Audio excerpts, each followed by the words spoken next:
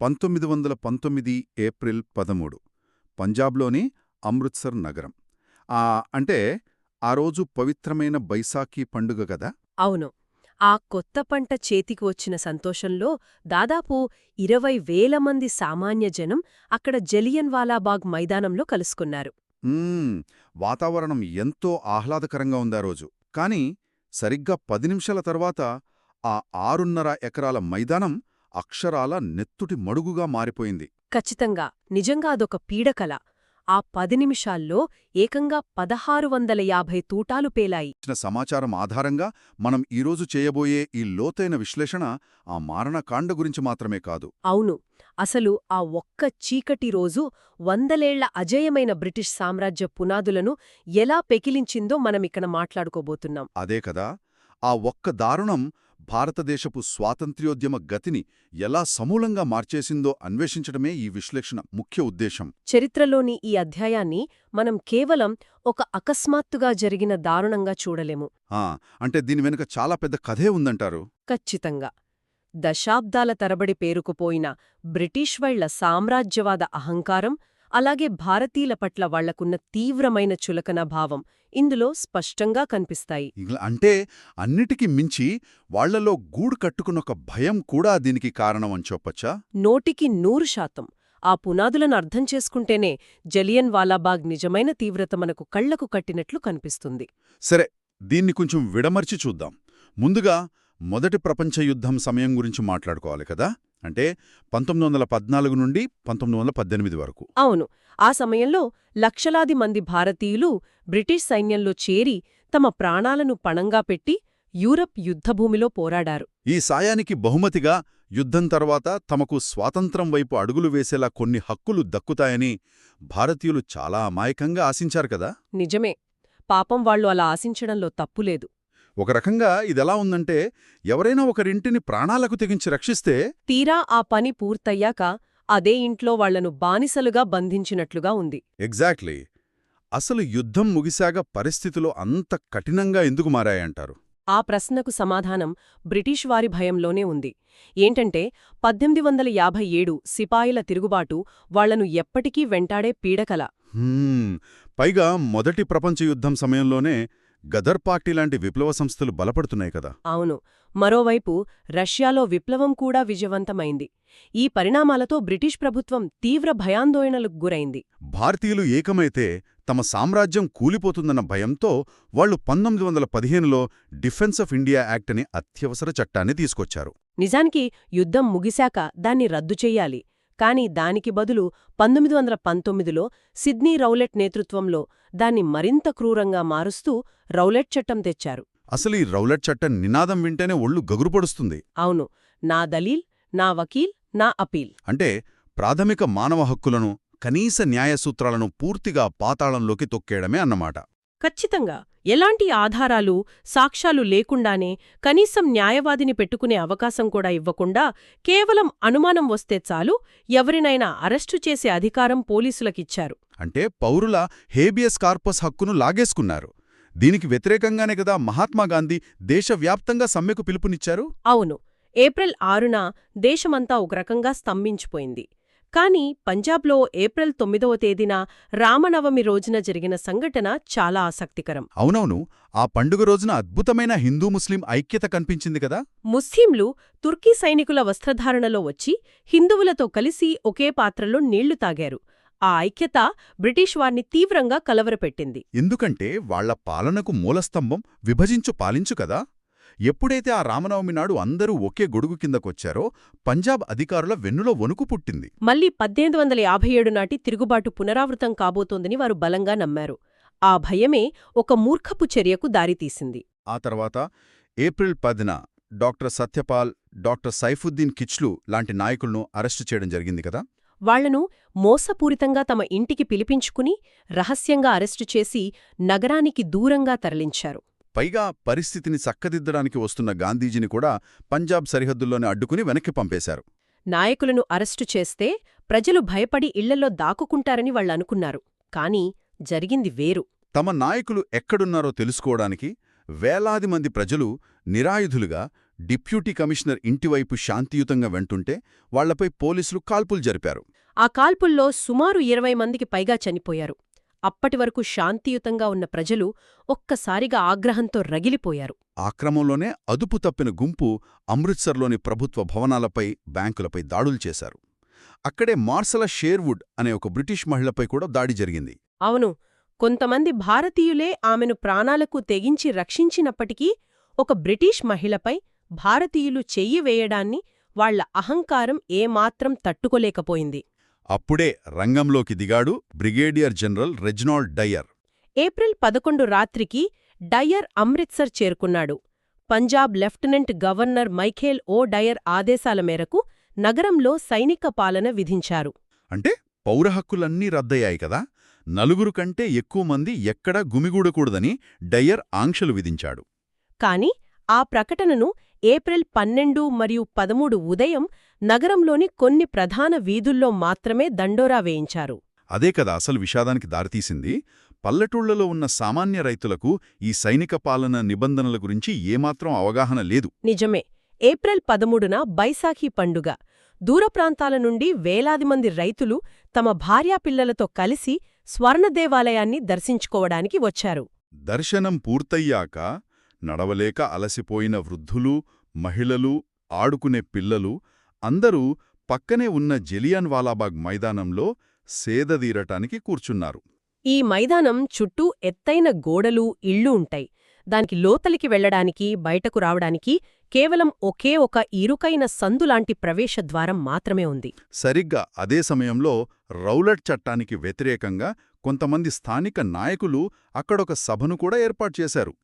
మొత్తం కలుపుకుని దాదాపు 15,000 నుండి 20,000 మంది ఆ మైదానంలో ఉన్నారు.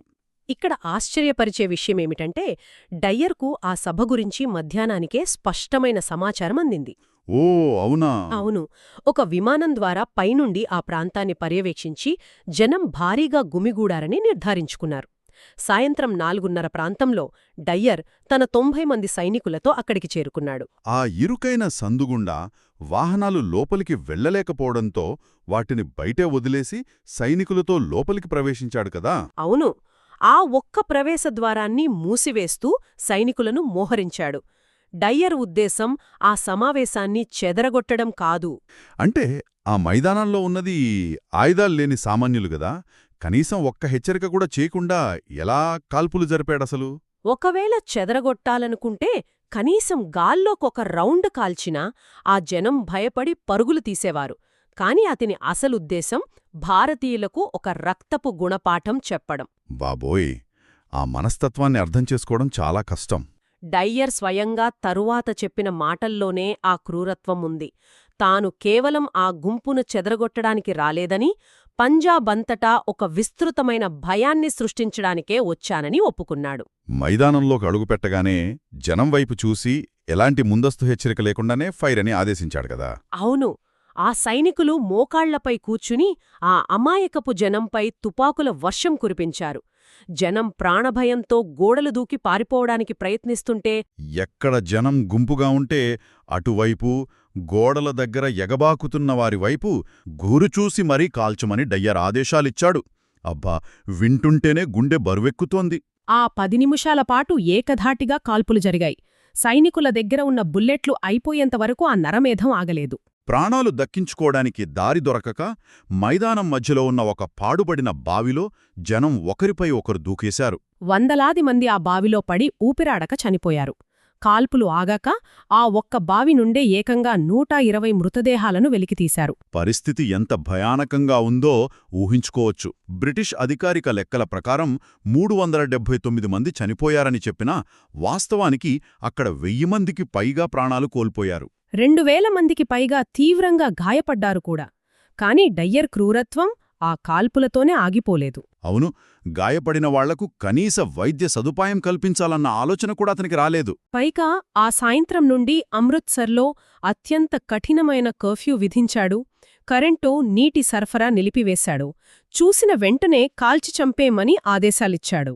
దీనివల్ల గాయపడిన వాళ్లకు కనీసం గుక్కెడు నీళ్లు కూడా ఇచ్చుకోలేక ఎంతోమంది ఆ రాత్రంతా అక్కడే నరకయాతన అనుభవిస్తూ ప్రాణాలు వదిలారు గదా.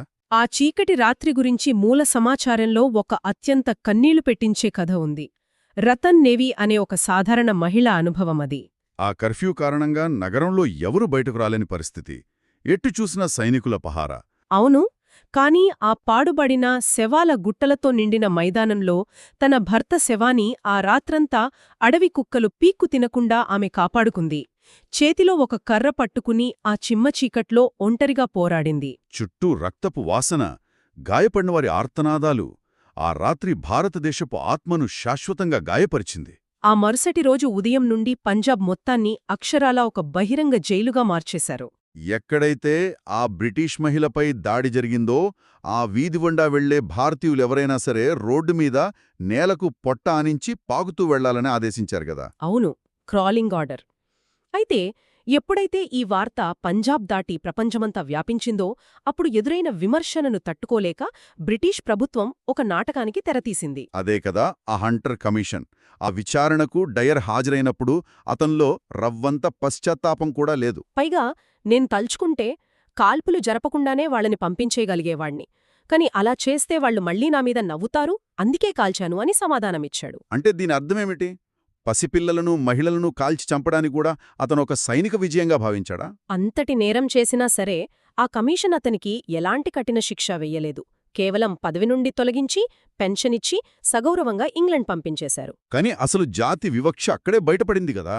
అతడు ఇంగ్లాండ్ చేరుకోగానే అక్కడి వాళ్లు అతనికి ఒక హీరోలాంటి స్వాగతం పలికారు. అవును, బ్రిటిష్ పార్లమెంట్లోని ఎగువ సభ అతన్ని పంజాబ్ రక్షకుడు అని కీర్తించింది. అంతేకాదు పత్రికను ప్రజలు చందాలు వేసుకుని మరీ 26,000 పౌండ్ల భారీ విరాళాన్ని సేకరించి అతనికిచ్చారు.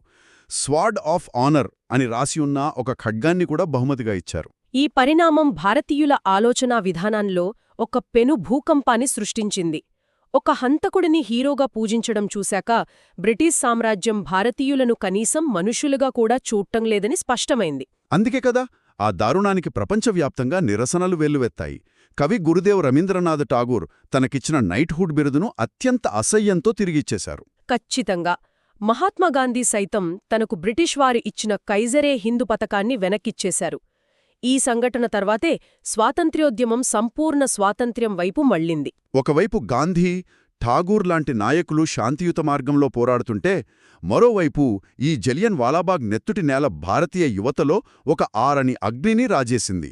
అవును, ఆ మారణకాండ జరిగిన వెంటనే లాహోర్ దగ్గర ఒక బడిలో చదువుకుంటున్న 12ఏళ్ల బాలుడు బడి మానేసి నేరుగా ఆ నెత్తుటి మైదానానికి చేరుకున్నాడు. ఆ బాలుడే తదనంతర కాలంలో భారతీయ యువతకు ఆదర్శంగా నిలిచిన విప్లవ వీరుడు భగత్ సింగ్. అక్కడి రక్తంతో తడిసిన మట్టిని ఒక చిన్న గాజు సీసాలో నింపుకుని తన జీవితాన్ని దేశ స్వాతంత్ర్యం కోసమే అంకితం చేస్తానని శపథం చేశాడు. ఆ మట్టే అతనికి ఉరికంబాన్ని సేయటం, నవ్వుతూ ముద్దాడే స్ఫూర్తినిచ్చింది. ఆ సీసాలోని మట్టి కథ ఎప్పుడు మిన్నా రోమాలు నిక్కబడుచుకుంటాయి. దీన్ని మనం విస్తృత కోణంలో చూస్తే భగత్ సింగ్ స్ఫూర్తితో పాటు మరో అద్భుతమైన ప్రతీకార చరిత్ర కూడా ఈ మారణకాండకు ముడిపడి ఉంది. అవును, జనరల్ డయర్ కాల్పులు జరిపితే ఆ మారణకాండకు వెనుక ఉండి నడిపించిన అసలు సూత్రధారి అప్పటి పంజాబ్ లెఫ్టినెంట్ గవర్నర్ మైకేల్ ఓ డయర్ కదా. సరిగ్గా చెప్పారు. జనరల్ డయర్ చేతిలోని తుపాకీ అయితే దాన్ని ఆపరేట్ చేసిన మెదడు మైకేల్ ఓ డయర్. జలియన్ వాలాబాగ్ దారుణాన్ని కళ్లారా చూసిన ఉద్ధమ్ సింగ్ ఆ పగను తన గుండెల్లో ఏకంగా 21 ఏళ్లపాటు దాచుకున్నాడు. పక్షవాతం కారణంగా జనరల్ డయ్యర్ 1927లోనే చనిపోయాడు. కానీ మైఖేల్ ఓ డయ్యర్ ఇంగ్లాండ్లో దర్జాగా విశ్రాంత జీవనం గడుపుతున్నాడు. ఉద్ధమ్ సింగ్ ఆ క్షణం కోసం ఎన్నో దేశాలు తిరిగి చివరికి లండన్ చేరుకున్నాడు. 21 ఏళ్ల సుదీర్ఘ నిరీక్షణ అది. 1940 మార్చి 13న లండన్లోని క్యాక్స్టన్ హాల్లో ఒక సమావేశంలో మైఖేల్ ఓ డయ్యర్ ప్రసంగిస్తున్నాడు. ఉద్ధమ్ సింగ్ ఒక లావుపాటి పుస్తకంలోని పేజీలను రివాల్వర్ ఆకారంలో కత్తిరించి అందులో తుపాకీ దాచుకుని లోపలికి వెళ్లాడు. సభ ముగియగానే ఏమాత్రం సంకోచించకుండా ముందుకు వెళ్లి ఆ పంజాబ్ మాజీ గవర్నర్ను కాల్చి చంపాడు. అద్భుతమేమిటంటే అతను పారిపోవడానికి ఏమాత్రం ప్రయత్నించలేదు. ఏళ్లనాటి పగ్గతీరిన ప్రశాంతతతో చాలా గర్వంగా అక్కడే నిలబడి అరెస్టయ్యాడు. ఆ క్యాక్స్టన్ హాల్లో ప్రతిధ్వనించిన తుపాకీ శబ్దం 21 ఏళ్ల భారతీయ ఆక్రోశానికి ప్రతీక. ఆ రోజు చిందిన ప్రతి రక్తపు బొట్టుకు జరిగిన చారిత్రక ప్రతీకారమది. 1940 జూలై 31వ తేదీన అతన్ని లండన్లోనే ఉరితీశారు కదా. అవును, కానీ ఆ త్యాగంతో అతను చరిత్రలో అజేయుడుగా నిలిచిపోయాడు. చూశారా, ఆ 6.5 ఎకరాల జలియన్ వాలాబాగ్ మైదానం నేటికి ఒక మోగ సాక్షిగా నిలబడి ఉంది. ఇవాళ మనం అక్కడికి వెళ్తే ఆ గోడలపై స్పష్టంగా కనిపించే బుల్లెట్ గుర్తులు, ఆ విషాదకరమైన బావి అన్నీ కనిపిస్తాయి. అవన్నీ బ్రిటిష్ సామ్రాజ్యవాద క్రూరత్వానికి సజీవ సాక్ష్యాలు. కాని అదే సమయంలో ఆ ప్రదేశం భారతదేశపు జాతీయ ఐక్యతకు ఒక పవిత్రమైన చిహ్నంగా కూడా మారింది. ఎందుకంటే ఆ రోజు అక్కడ చిందిన రక్తానికి కులం లేదు, మతం లేదు. ఆ ఒక్క సంఘటన భారతీయులందరినీ ఒకే త్రాటిపైకి తెచ్చింది. స్వాతంత్ర్య పోరాటాన్ని సామాన్య ప్రజలందరినీ కదిలించి ఒక మహాప్రజా ఉద్యమంగా మార్చింది. చివరకు 1947లో ఆ అహంకారపు బ్రిటిష్ సామ్రాజ్యాన్ని దేశం విడిచి వెళ్లేలా చేసింది. చరిత్ర పుటంలోని ఇంతటి లోతైన భావోద్వేగభరితమైన అంశాన్ని చర్చించడం నిజంగా ఒక ప్రత్యేకమైన అనుభవం. అయితే ఈ రోజుటి ఈ విశ్లేషణను ముగించే ముందు ఒక చేదు నిజాన్ని మనం లోతుగా ఆలోచించాలి. ఖచ్చితంగా చెప్పండి. చరిత్ర ఎప్పుడూ నిర్ణయాలు తీసుకున్న గొప్ప నాయకులను, లేదా క్రూరులను, లేదా సాహసోపేతమైన విప్లవ వీరులను మాత్రమే పెద్ద అక్షరాలతో గుర్తుపెట్టుకుంటుంది. నిజమే.